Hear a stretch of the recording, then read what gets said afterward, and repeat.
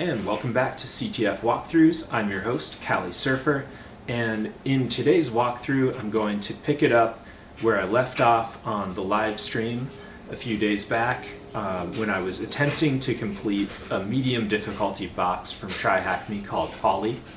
And I'm going to take you all the way through the box until we reach the root user so we can get the final flag and finish this challenge. So without further ado, let's get right into it. Listen closely.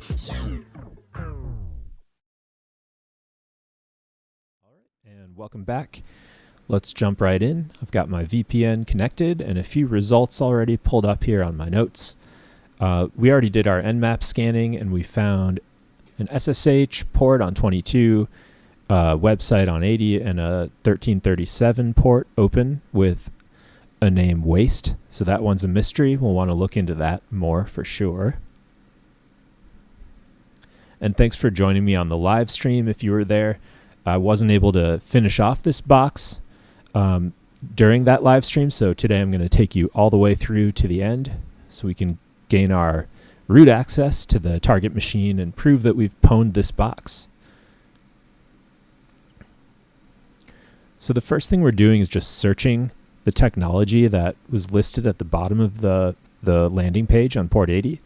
And we see that the first hit on Google is an exploit database exploit for remote code execution. So that's awesome. It is authenticated, so we need to first gain valid credentials to be able to do this RCE.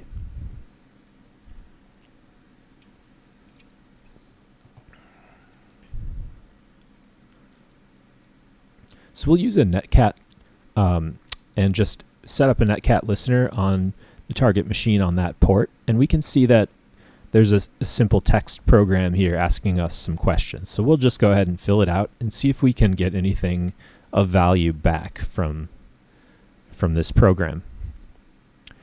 And looks like, sweet, yeah, we got credentials here. So that wasn't hard.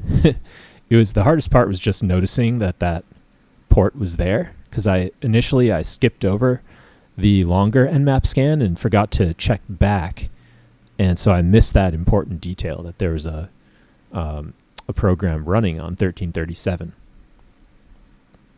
We've already brought this exploit to our attack machine and renamed it rce.py.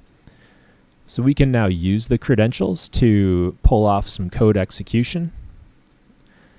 And let's check the syntax. It looks like we can update the user and password flags and the command flag. We could also set a path for the shell, but we'll just use the default and see where it lands.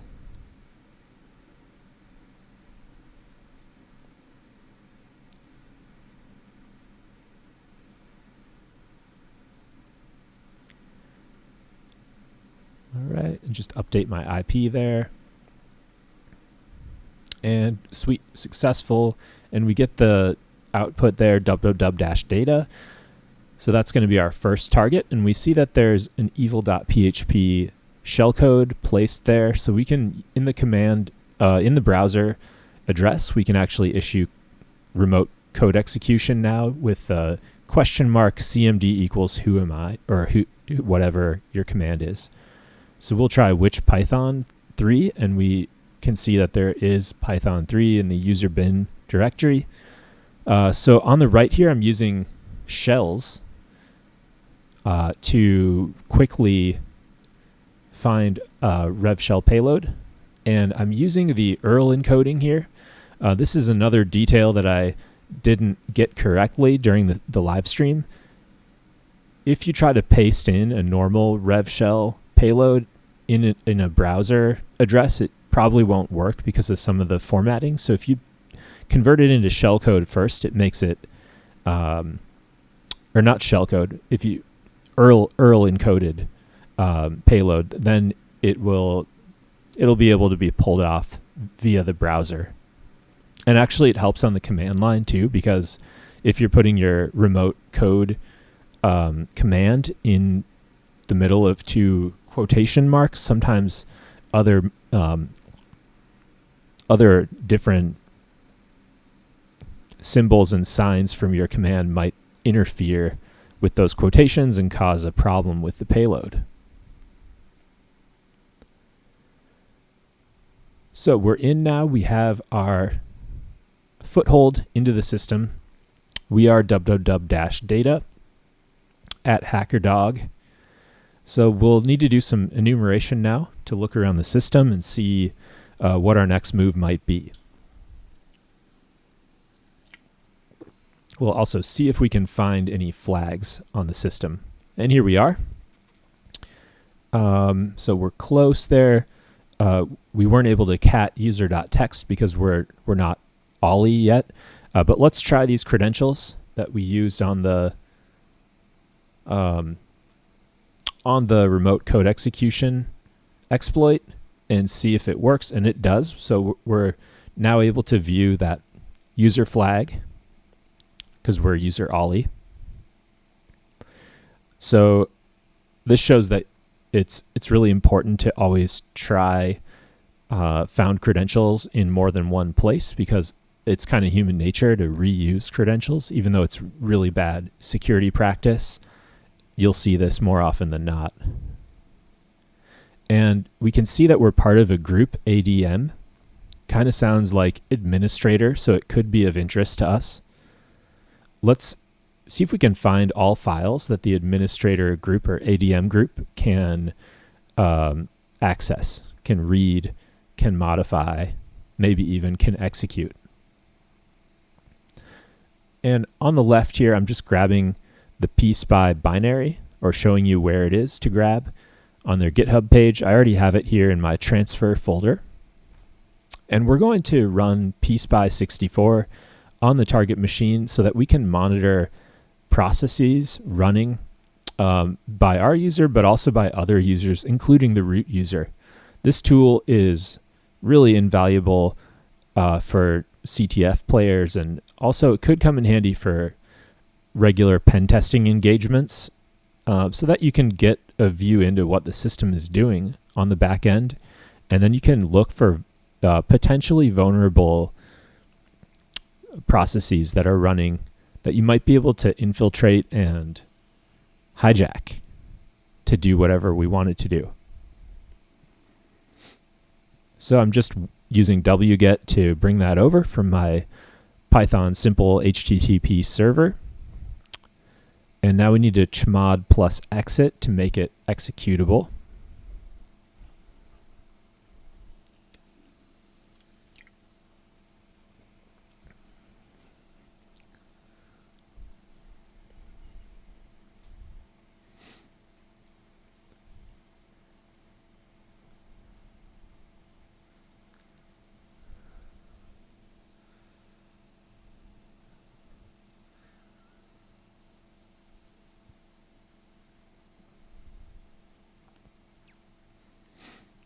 Here we go. Let's chmod plus x that piece by 64 binary. And now with a ./ and piece by 64, we can run this and start monitoring system processes. Let's keep an eye out for anything with a strange name or a location that looks like we might be able to modify the file. Here we go. And UID 0 means root is running it. So we're particularly interested in processes that are being run by root, because those are ones that are prime for us to hijack and send a revshell payload in so that we can spawn a root shell and gain control over the machine.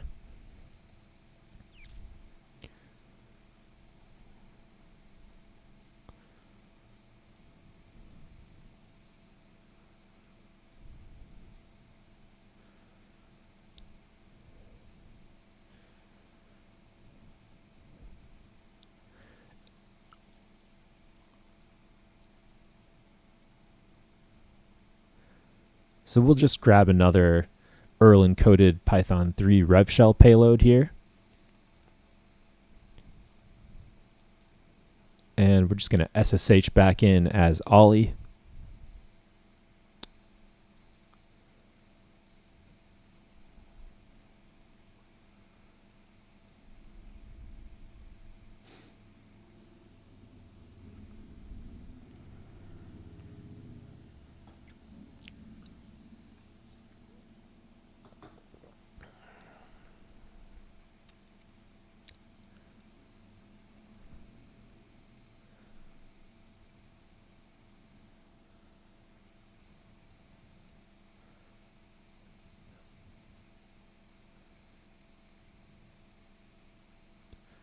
And now I'm just checking that we're able to spawn a new revshell, because currently our pspy is running and occupying that terminal window, so we're not able to do any further enumeration at the moment until we pull up a new terminal here.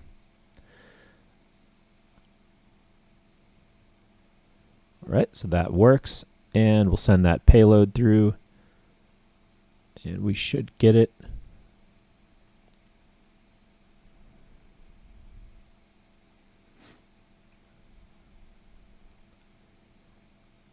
Something's wonky here, so we'll try again putting in our IP correctly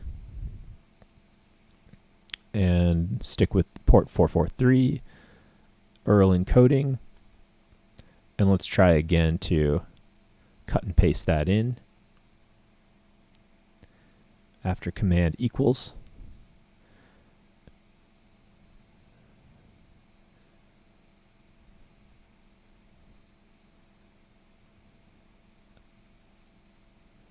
And still nothing.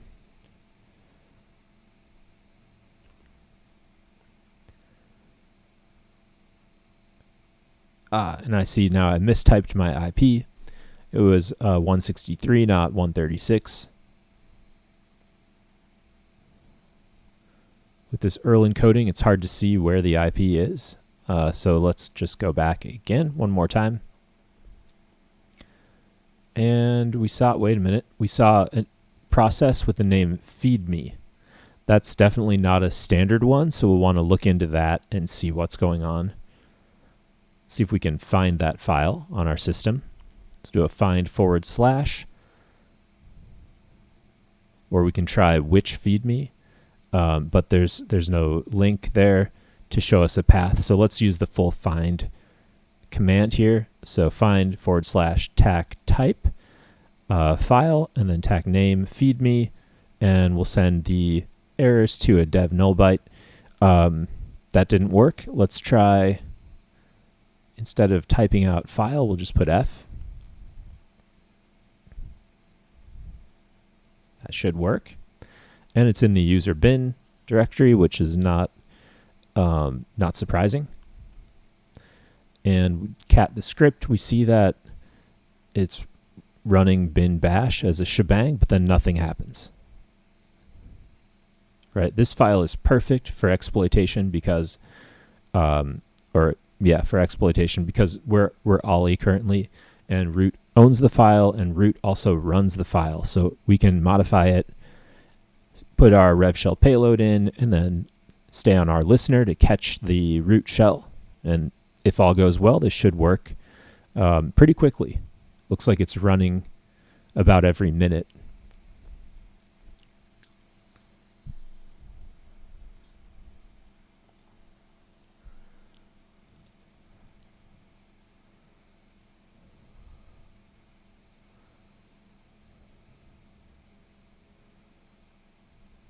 Okay, so for this script, I want to have a Python 3 shebang on the top line, and then we'll just put in the straight Python command without the Python 3 and single quotations, or apostrophe, if you will. So let's jump into Vim. And it looks like our terminal is wonky right now, and we're not able to edit very well in Vim. It's not even showing what's currently in the file. So I'm going to create the file on my attack box and then just transfer it over with a curl command, and then we'll just send the output to write over the script feedme. So I'm creating my shebang line here. We want a user bin Python 3. That tells the program that we're going to be running the contents of this file as a Python 3 command. That's why we deleted the Python 3 and apostrophes around the command. Okay, so I saved it as script. Let's spin up our server again, and then we'll use a curl command to grab it and read the contents or print the contents to our screen. So first we'll just use the standard curl and see that we can access the file. Script. And then the second step is we'll send it to user bin feedme to write over the contents of that file.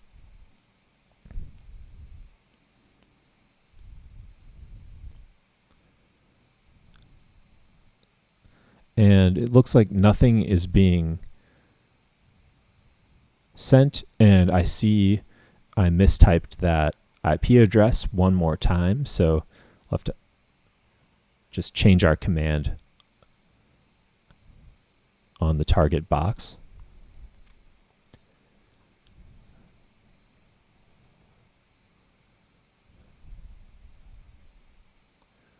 And even my command line is a little messed up here. So something on this terminal is not set up correctly. But I'll see if I can manage to fix this command. So yeah, it's still getting nothing because that IP is wrong up there. Right, our server is not receiving any calls either, which makes total sense.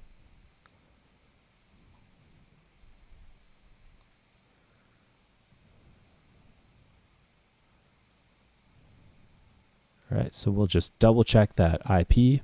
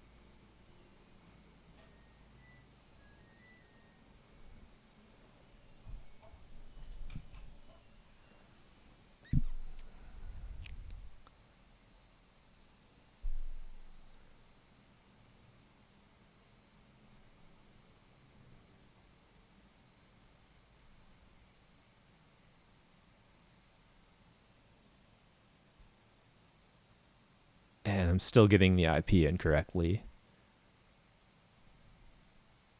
So it's going to continue to hang.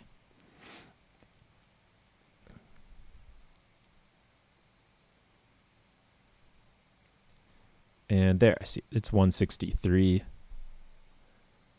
Let's fix that IP and we should be good to go.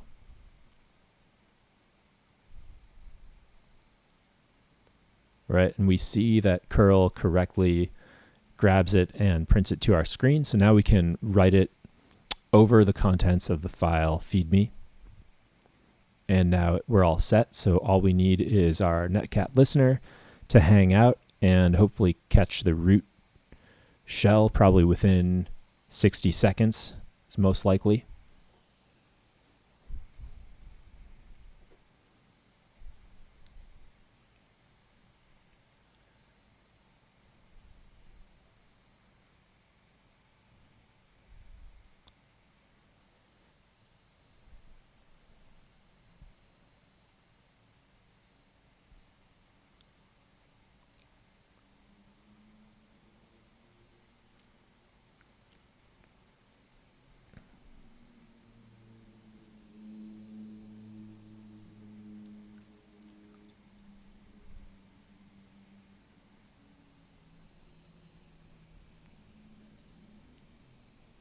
Take a break to stretch out or work on a different box on the side if you like multitasking. And let's keep our fingers crossed. Who am I? Who am I?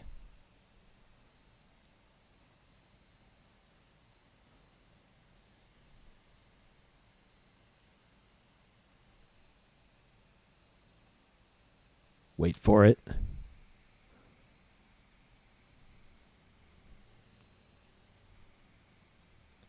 And not yet. Should be coming momentarily.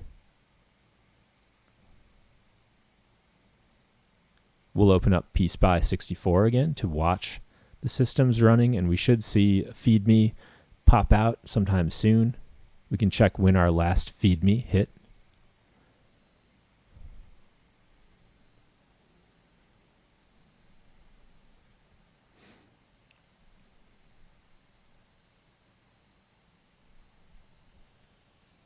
We can just do a Control-Shift-F to find the string feedme in our terminal.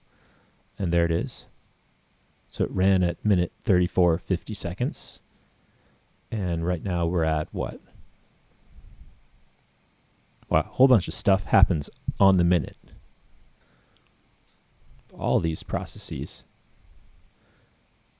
Okay, we should be within 30 seconds now.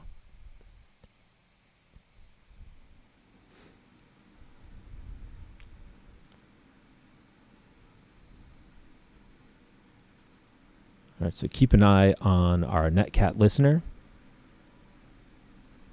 We're still connected. Everything looks good, except that we haven't caught it yet.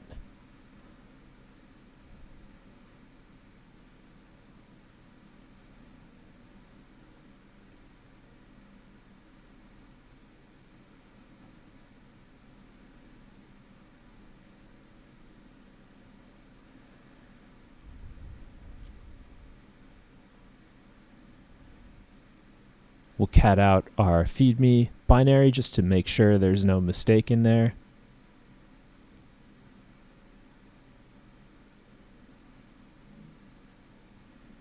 We're on port quad 4s, and there's the problem. The IP was incorrect once again.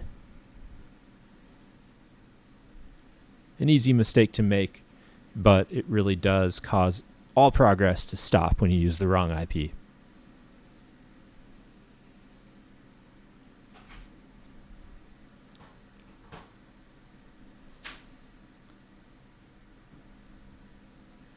And our Vim terminal there is messed up again, so it makes it really hard to edit.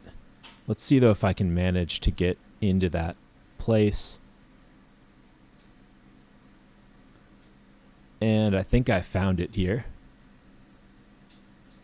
163, and we'll just Control O to write out, Control X to exit, and wow, there, we caught it. We just got our root shell, and we can grab now the root flag and finish off this box. Thanks for sticking with me through today's walkthrough. If you were at the live stream, thanks for being there as well. I look forward to many more CTF challenges to come. So until next time, see ya.